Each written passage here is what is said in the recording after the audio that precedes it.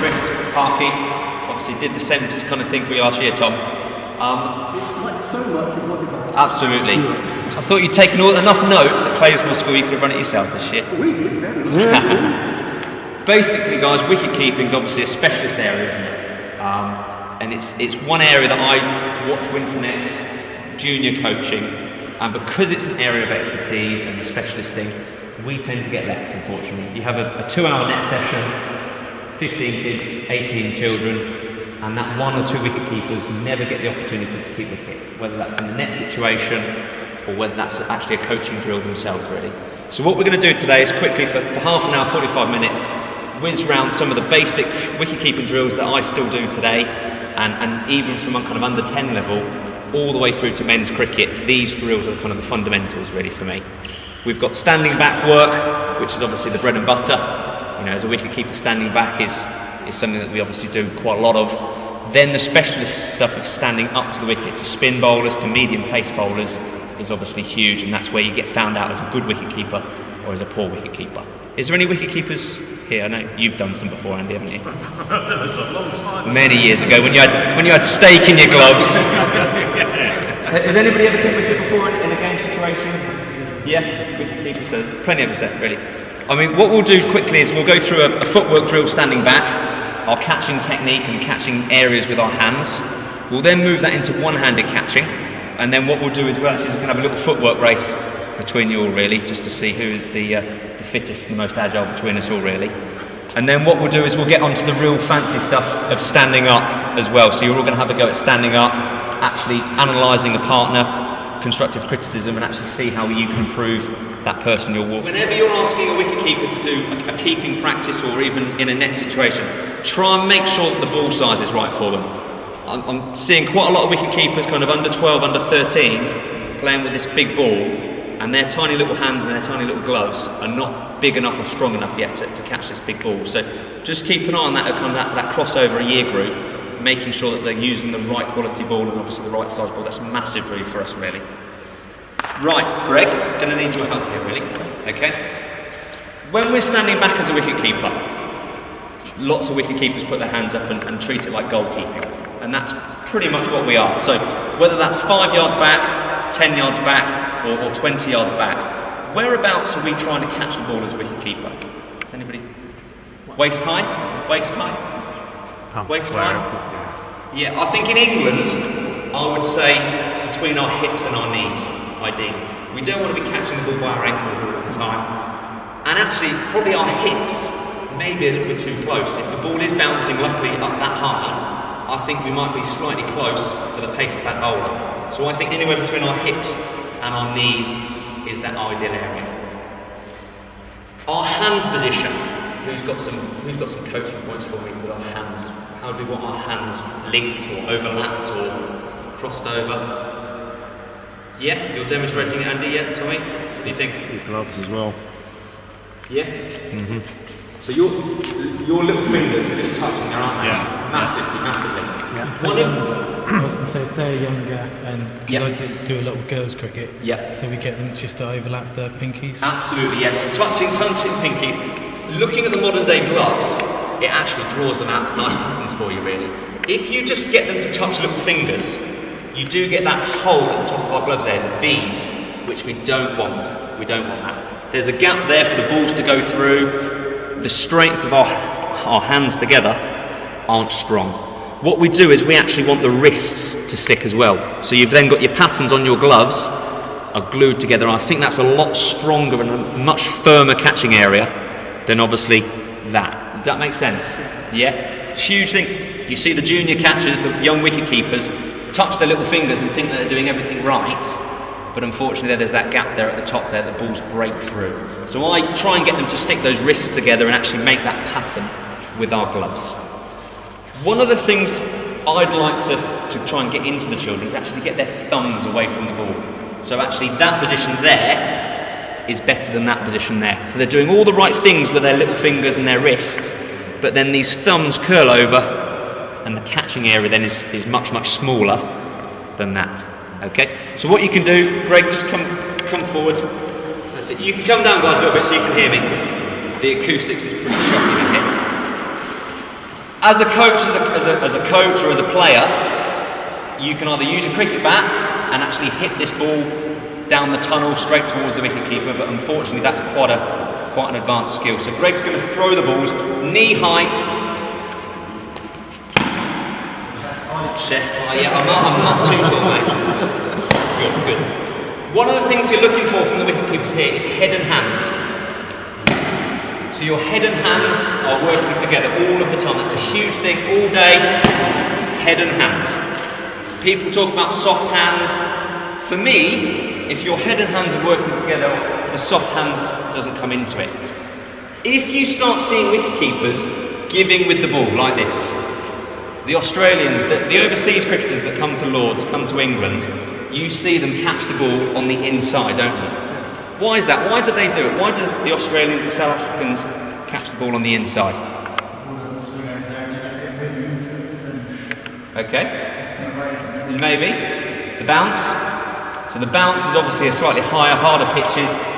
They're in a much more comfortable position to be taking the ball on the inside. They get found out over here at Lords normally in April. When the ball is swinging around, they come in here, the ball keeps low or it swings down the leg side, and the amount of buys at Lords is horrendous. In England, we want to keep our head in line with that ball as long as possible, and obviously the bounce here is knee high, hip high. As soon as you see wicket keepers moving their feet in this position, their head and their hands aren't working together, you're going to get more drops. I want our wicket keepers here, head and hands, catching the ball knee high all the time.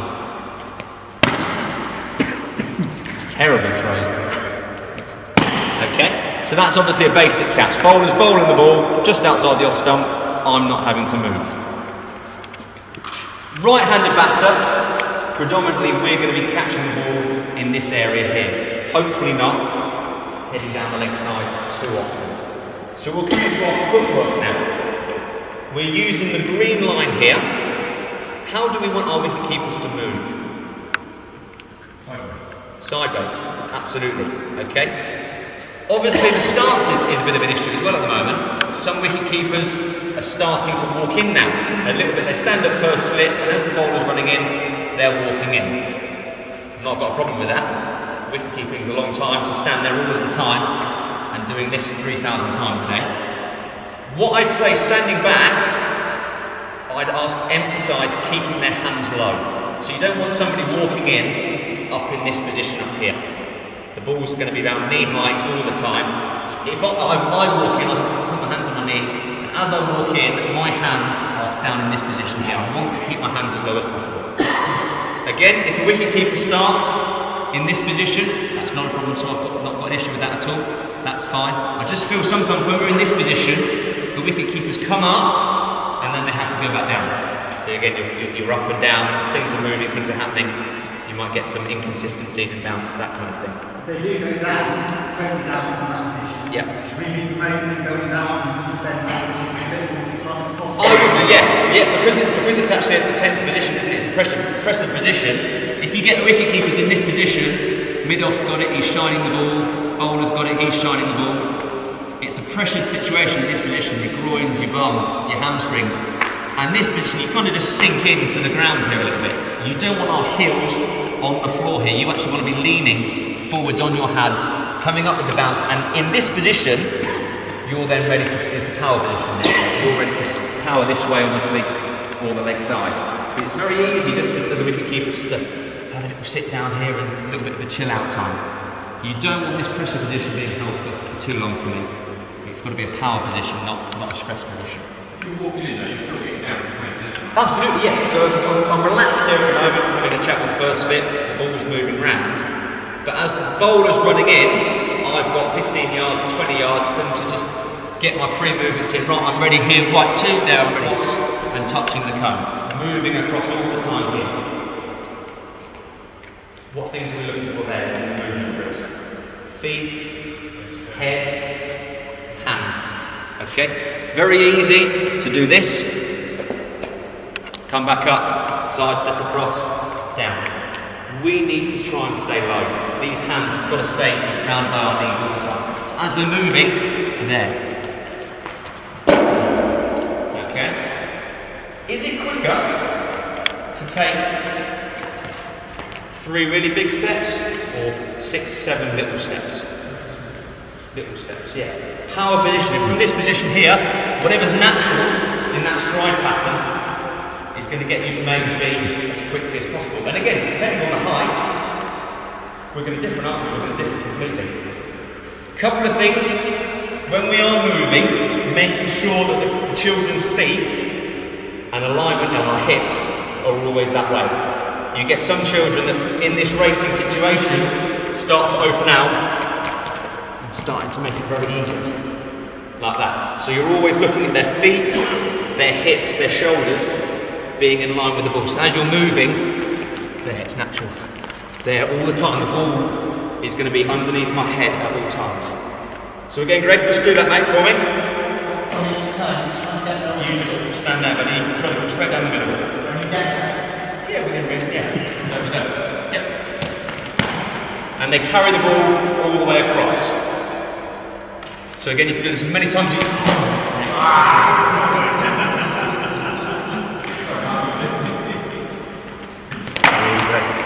But again, you're just trying to get that timing right, head and hands together. Have a look at how many are moving. Are they coming up? As they move, try to stay down. That bowler is running in, bowling the ball. So you're going to catch the ball in front of your head. As you move across the line, as you get to the end results, your angles change because there's something happening. As you move, there's something happening here. But then if you imagine that that ball on that offside has come, it's happened. So that catch over there, as I move, I don't want to be in that position there catching to cover. I need to be at the end point here, catching the ball coming straight at me from that angle again, from the bowler, from the batsman. When do we use a one-handed catch? Diving? Yep, perfect. Absolutely spot on. As soon as that ball comes into the first slip area, some wicket-keepers won't move their feet and they'll just try and catch it one-handed to be the X-factor catch. However, I'd like to think with a little bit of footwork, we can catch most things two-handed. And we did it last year, where I put a cone down and see how far it took me to catch a one-handed catch. And we're talking the second slip. By that time, it's the reactions, it's the reflex. So obviously, in my wicket-keeping position here, standard delivery dot ball. Into this channel here, I'm thinking footwork, maybe a two-handed catch, and then as it goes wider, a first slip, I'm at full stretch catching it one-handed. But there still needs to be a technique to how to react to that one-handed catch. Back to the basic catch, you're here at 6 o'clock, aren't you, on the clock face? Your head's at 12 o'clock, your hands are at 6 o'clock. Wicket keeping at all catching areas is around the clock. So from here, we move into this position to 7 o'clock, and it's not until we get to 9 o'clock, in that position, your head and hands change. You come round the clock, up to this corner, how your head and hands change to kind of above your head, and again down the other side, and how your hands change around the clock. And that's a nice exercise to do with the children, throwing balls to them around the clock to see how their hands catch the ball at 6, 9, 3 o'clock, 12 o'clock. Okay? So, we're going to do some one-handed catching very quickly. This drill, we're looking for our thumbs pointing to the ceiling and our little fingers pointing to the floor. Okay? So, Greggy, pressure on your throw now, mate. In there, about knee high, yeah. Okay. Why not? That's fine, yeah, that's fine, yeah.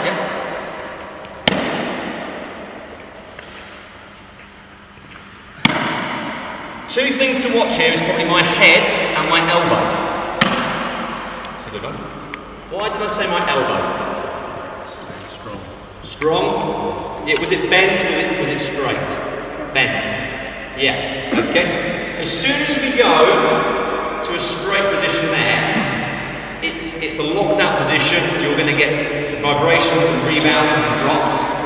Also as well, my eyes are a long way away from that ball. So if you imagine the line of the ball as it's coming into the glove, our head and our hands are not working together. Whereas this position here, my eyes and my head and my hands are working a lot closer together. So a one-handed catch is actually quite a close catch for me. So we go into that position again, my head and my hands are really close. The end result is going to have more success because your eyes are working closer with that right hand. You're trying then to get a mirror image. Okay, and again, I'm not perfect on this. So most children who are right hand dominant are going to catch 7, 8 out of 10 on this right hand. You come to the left hand, you're talking 2s and 3s. But we want 10 out of 10 on each. We want a mirror image. Why is it important to go just as much on the left-hand side as the right one, just to move those? Left-handed batsman. Yeah, absolutely. No, I had 3 Yeah, they should be sharp. I had 3 one-handed catches last year, and all were down the leg side to a right-handed batsman catching my one hand. You do all this practice on this right hand here, and it's actually these X-Factor catches down there, up there, whatever. So you do need to work just as much left-handed batsman, right-handed batsman. So same thing, mirror image hopefully. No. Why was that not a very good catch? No. It did, yeah? It went into the webbing, yeah. We want to catch the ball in that webbing. We don't want to touch that webbing really. We want the ball going right in between the index finger and that thumb, trapping that ball before it goes into the webbing. And again, another really good exercise for kids on their own, wicket keepers. You throw the ball up, catch the ball, and you then try and get it out of the approach. You try and pull that ball out. Okay, it's quite firm, I've got a real tight grip of that. You go to the junior levels, and they catch the ball, and it's loose. They're balancing the ball. They balance it in their hands. Their hands aren't strong enough to grip the ball. So as a wicket keeper, you can just say, look, just go and do 20 catches, catch that ball, grab that ball with that little finger, grab your hand around that ball. That's a really good exercise for them at home to strengthen those wrists and those fingers up, grabbing the ball. Is that something you keep does specifically? Definitely, yeah.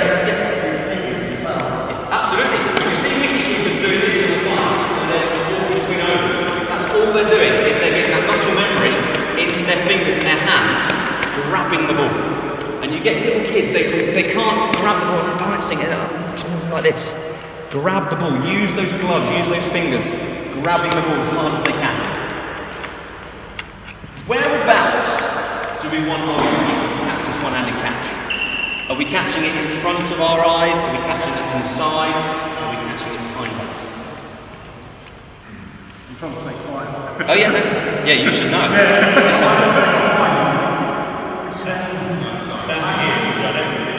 Yeah, in line.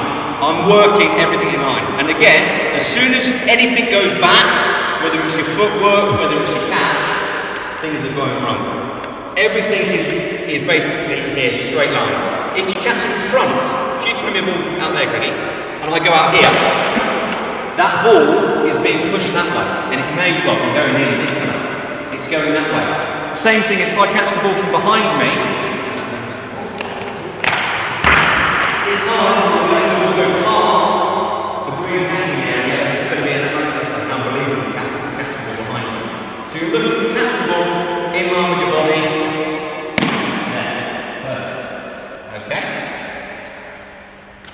What you can do now, what we're going to do, is using our footwork now. Could 2 of you just quickly grab an orange ball mix quickly? Sorry, go. When you do the two-handed catch, how far away do they move? So for your two-handed catches, so you're here, you're then thinking footwork and catch. You're then thinking footwork and a stretch. So I'm into 3-1. It's 9 o'clock here, so I'm catching that two-handed. You're then thinking footwork, 9 o'clock, and maybe a little tumble, a little roll, and then you're thinking X-Factor one-handed catch. So you're talking distance, but I'm talking, you've gone through your phases, you've gone through your footwork, you've gone through your two-handed, oh it's not two-handed, okay it's one-handed, and as you're moving, that head, that elbow's still bent, and you're obviously diving at the same time. So you've got 3 or 4 different phases of movements. Again, different channels, depending on people that don't move their feet might just take off. But we want good footwork, good dive. Lower. Again, this is a fitness exercise. Lower. That's it. So you're working the footwork, end result.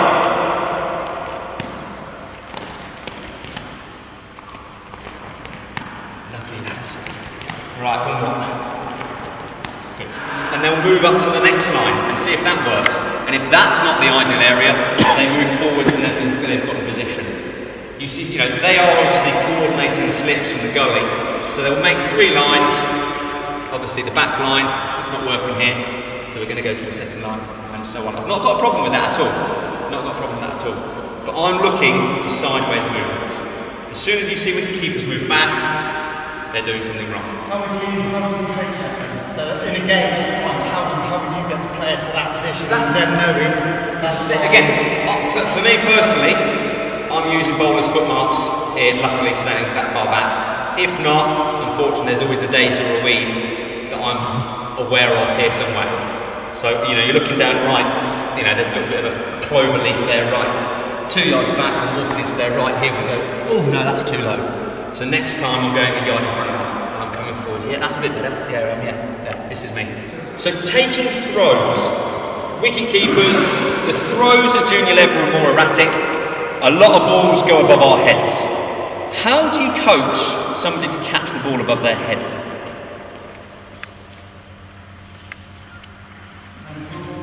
Tennis balls, yeah, however, but what is how would you technically ask a young lad to coach? Yeah. Overlap? Yeah, good. Okay. Are you trying to catch the ball with 2 hands or 1 hand? Good. Definitely. And I see wicket keepers, especially with the pace of the throws that are coming in, they're slightly scared of sticking their hands vertically at 12 o'clock. What we'd like to think, Greg, how good your throws are, you get them to actually put 1 hand up. So, is he okay standing there? Yeah. So if Greg, you're just trying to underarm the ball up there. Underarm. Okay, so yeah. Vertically pointing fingers to the sky, and you're trying to get them to catch the ball one-handed with strength. So good. Nice. So everything's vertical, it's a one-handed catch again. The supporting hand is actually just a strength. So we're just overlapping, so exactly the same thing. Can be a fielding throwing practice.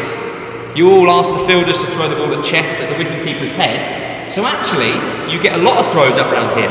But it's that catching technique of how you're backing up that one hand and that supporting hand.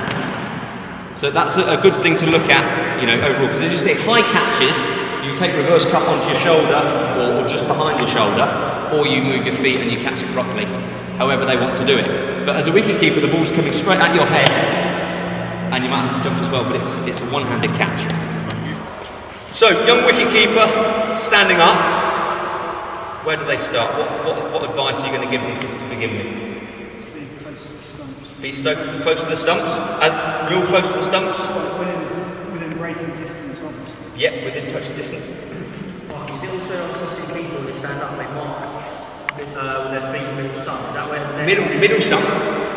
Off stump. Yeah, so off Yeah, okay. So I've set this one up here as an area. We're going to have a look go on the other stations. The first thing first is our hand position. When we go down, obviously we've not got a chance to walk in. We are going to have to crouch down now and put our hands on the floor. The hand position has to be 4-6 inches behind the line. So again, you might get a wicket-keeper who wants to do a little fancy line with the outside of the boot. So I'm looking at that line here, probably there for me. Why is that? Why don't I want them to be here? Could be a no ball. Might push forwards, yeah. It's not just that, because I think naturally if I was in this position and the ball comes up, I'm catching the ball behind the line of the stumps. It's not that at all. Hands, yeah, it's the cramped up position of your hands and your elbows. What we want is we need a presentation of the hands here, same position I just got into a minute ago, but I've then got that little giving space in front of my eyes to give with the ball. If I'm in this position here, I've got nothing really, and these elbows then have to disappear, and I become hard hand, and the ball's going to bounce out. So I want that shock absorber, that little brace of 4 to 6 inches where I can present the hands and give, and those elbows just come in to the side of my body, lovely. And that's a big thing. I can still touch the stumps from here. I'm still going to get my stumpings, but I'm not going to get the bounce outs. I'm not going to get hard hands and drops. So, coming onto your line on off stump, that's huge as well. So your left foot starts on off stump. Okay, so again, I'm using a line back here as well. So that's again, straight lines, just like our footwork. As soon as we come standing up, who's heard of the K before? The K position? Yeah, right, delete that from your memory now. Things have changed. Okay, that is a real old school position now. It's bad habits. I was coached like it as well, and again, it wasn't you, Andy. Okay, it was all the rage. But it's been proven that it gets our hips into the wrong position, it gets our hands into a wrong position. You can get broken thumbs and body hits, everything like that. We're talking straight lines again. We're talking straight lines again all the time. So from this position here, my feet are on my straight line, and I'm in this position here. Okay, so Greg, if you could just bounce a couple of balls, not at the stumps, probably just nice outside the off stump, buddy.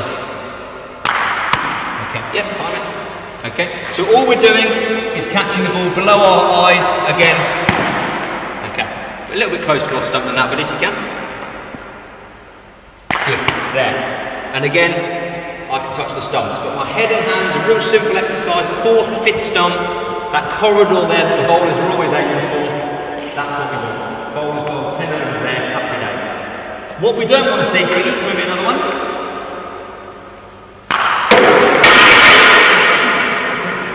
Sorry love, broken teeth.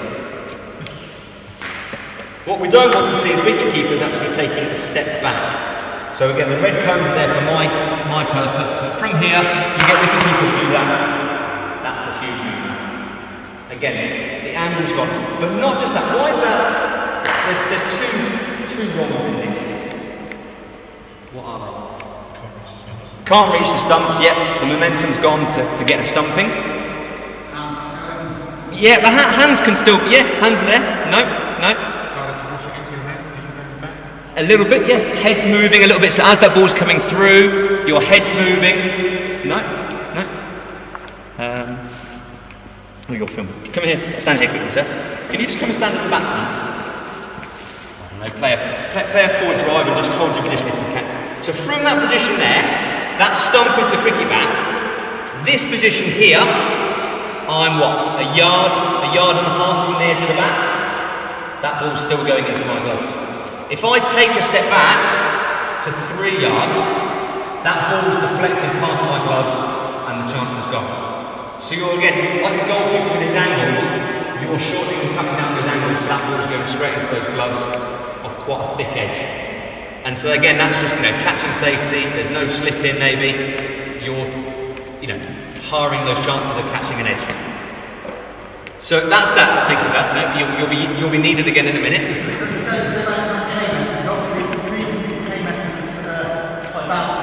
Yeah. Absolutely, yeah. So from there, the high bounce now, if you get a medium pace seam or a high bounce, you're actually just rotating the hips of the catch.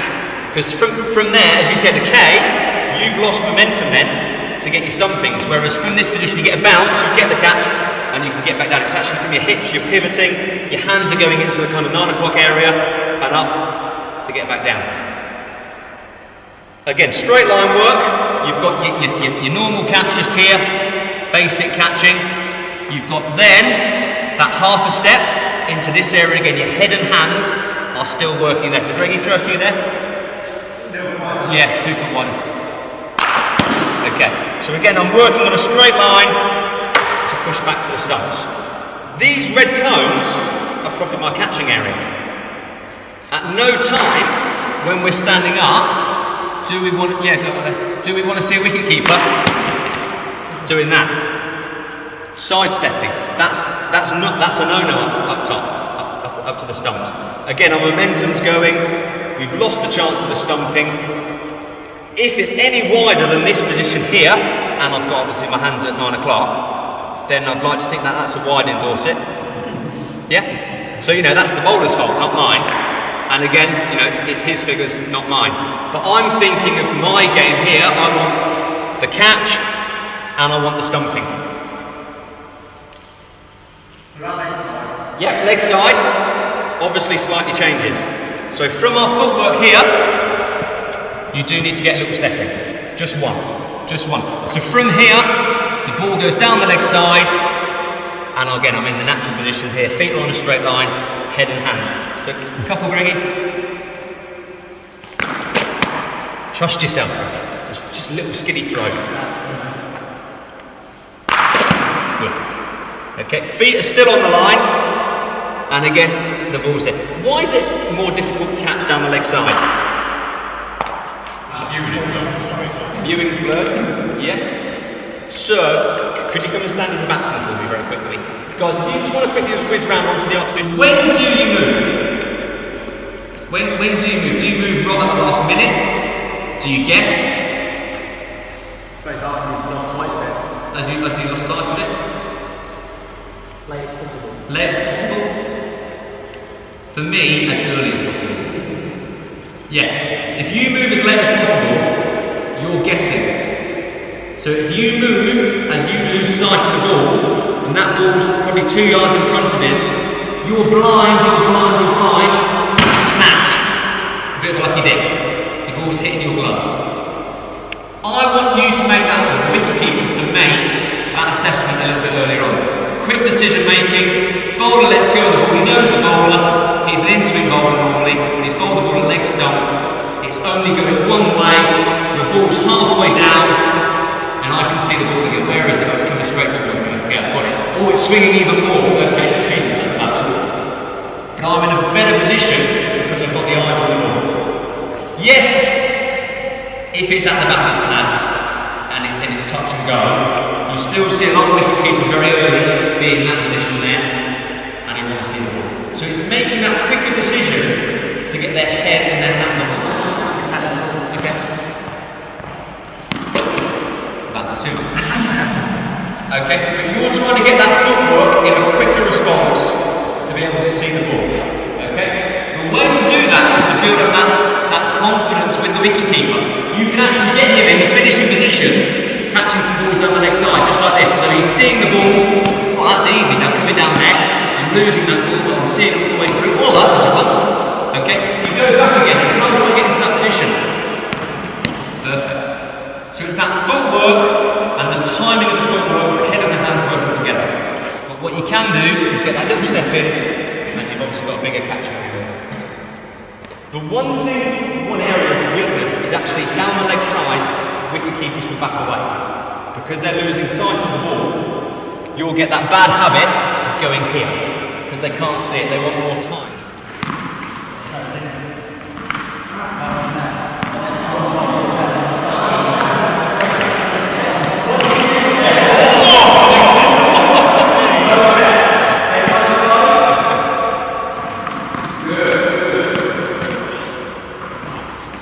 Stop the wides.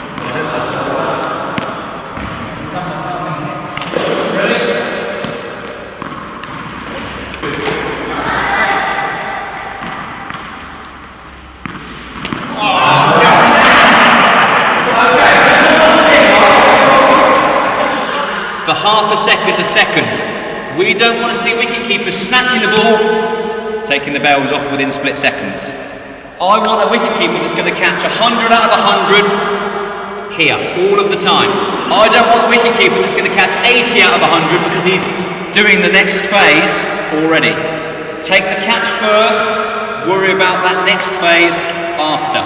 So when you're getting a wicketkeeper to take these catches, tell him to leave the bails alone. You know, how many stumpings I had last year, I can count on one hand. But how many times I dropped a ball outside on this off stump? A lot more.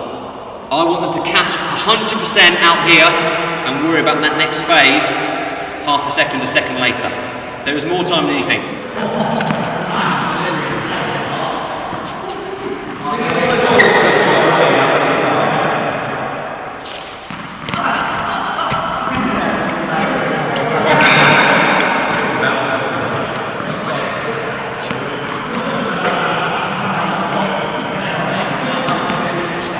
Think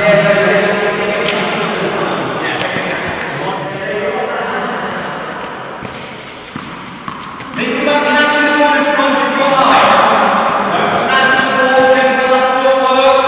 Very simple, very clear footwork. Okay, just to obviously wrap that up, that's obviously a wicketkeeper specific drill. But it does show you that the need for a quality throw is massive. If you've got 20 minutes with your wicketkeeper, the throws here, they have to be bang on for 5 minutes. The one-handed catching, that has to be bang on. You need 2 people throwing those alternate balls to make the drill work. Coming up to the standing up work, yes, you could use a batsman. He can stand there and shadow bat some shots, that's fine.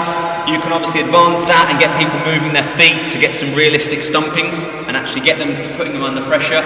Out of 10 stumpings, are they getting 9 or 10 out of that as well?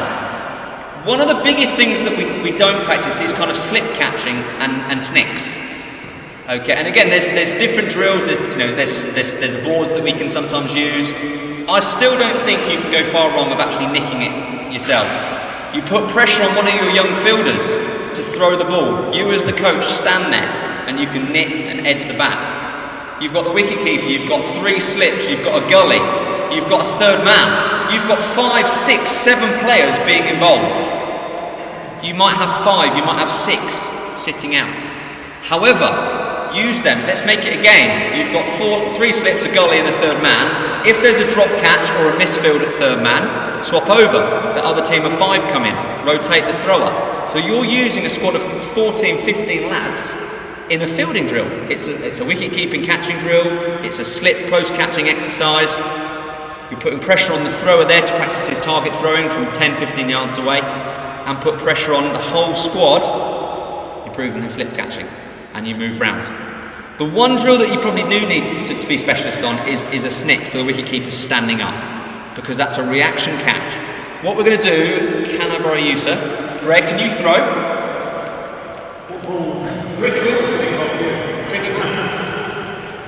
The best thing I've used is a stump. Okay, so you're left-handed, are you? So if you can stand there, Greg, come really nice and close. You're going to leave the stump pretty much there and not really move it. So all you're doing, obviously the wicket keepers would have helmets on at this stage. You can utilise a first slip because he may get one. It's just basically an underarm throw at the stump. So I'm already in my advanced position here, and you're trying to hit that stump, Greg. Yeah, that's fine. Little movements like that, fine. So I'm trying to catch that ball. That was an under edge, wasn't it? Please tell me. Yeah. Don't move it up like that. That's what we're going to chip it. Just keep it still there. It'll just run off the stump and you lost. Okay. So from here, all I'm looking at is the edge. Good. You can stay here all day, Greg. There. First slip might have it. But again, this is a realistic. There's a noise and there's an end result. What we don't want to see from wicket keepers is them snatching at the ball. Well, that's a good one. You don't want them panicked about that edge. But it's unbelievable how many snicks come off that edge and don't go into those gloves. We don't want the wicket keepers from here, hearing the edge and moving. That is my catching position, that's the line of the ball. If it hits an edge, it goes in there. If it doesn't, it goes to first slip. If you see wicket keepers start trying to react with the edge, it ain't happening. It's going to bounce out their hands. Try and train these wicket keepers to stay on that original line path, and it will go in naturally. Last question, you think the stump batter and say cones? So a lot of videos that they use. So if you take that off. So again, with a little bit of practice, you would adjust the line there and you get a better noise. What happens with the cone? You okay? It slows the ball down. So so you're hitting the cone again. You're getting a noise, but it actually slows the ball down. Greg. There. So that's not unrealistic because it takes the pace off the ball. With the stump, it actually speeds up, which is a natural thing. Does that make sense? I've done it with the cone before, and I just feel it takes the speed out of the catch, and it feels an unnatural position in the hands because those hands are thinking that the ball's already gone in. Off a stump, there's more of a stick to it. But again, the wicket keeper's obviously got to have a helmet on. But again, we don't train left-handed very much. I hate left-handers. It's just one of those things, we just naturally do it. In our stance, just have the stump. The one thing that wicket keepers will sometimes get is clever batsmen that wave their bat in your face. Does the wicket keeper then have to move and adjust his stance? If he's stood here in his stance and all he's got is a size 6 grey nipples in his face and he can't see the ball, would you ask him to, would you say, look, just move over, move your head position? Would you ask him to do that? I'd probably say against position you can see the ball. Absolutely, absolutely. And you get some unorthodox batsmen, Chandler Pauls, people like that have their bat in your eye line. This is your bread and butter. You're expected to catch these balls out here on the off stump, 100%. So make it easy for yourself. It might be that you might need to go a foot wider, and be aware that everything's changed, but you're still coming into the final position correctly. As long you want them to keep their eyes on the ball. Without sight of the ball, you're not catching it. And yes, it's an unrealistic position, but it does happen. You can't ever anticipate a batsman doing something. I've seen batsmen do that before, and that's when you can train for that really as well. You can get somebody with their pads on and actually just mess around and wicket, stand there like that and do the splits, and you can practice throwing the ball at somebody's Yorker lane. And again, that's obviously a hard practice for the wicket keeper. But if you train harder than the match is a piece of cake. And yes, it's a little bit of fun. Get a little wicket keeper, a little batsman standing there like that, and you as a coach throw the ball straight between his legs, and all the keeper can see is that area down there. You can't see the ball, you can't see the throw. That's a good practice as well. But yeah, hands in line with the line of the ball all the time. The edge will go in, and your brain will naturally move your hands. Considering if you're working with the reactions, Yeah. it's not natural reaction. Yeah. And then it's that relationship with first slip as well, really. Has anybody else got anything? No? Perfect. Happy days. Well done, mate. No problem at all, mate.